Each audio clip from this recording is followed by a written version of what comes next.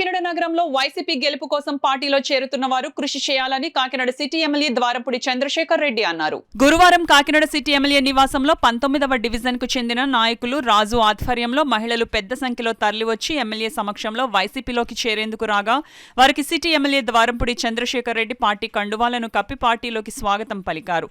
ఈ సందర్భంగా ఎమ్మెల్యే ద్వారంపుడి చంద్రశేఖర్ రెడ్డి మాట్లాడుతూ 19వ డివిజన్ అభివృద్ధికి కృషి చేయడం జరిగిందని, ఆ అభివృద్ధి చూసి మహిళలు వైకాపాలోకి చేరేందుకు రావడం అభినందనీయమని అన్నారు. ఈ కార్యక్రమంలో నాయకులు వెంకటలక్ష్మి, శేషారత్నం, గంగా తదితరులు పాల్గొన్నారు.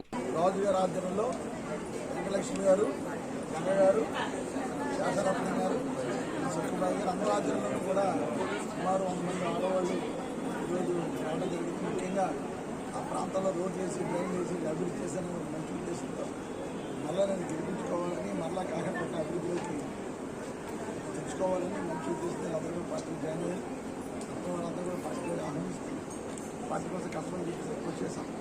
జగన్ గారిని పోటీ చేసుకోవాలి, ఎంపీ అభ్యర్థి సునీల్ గారిని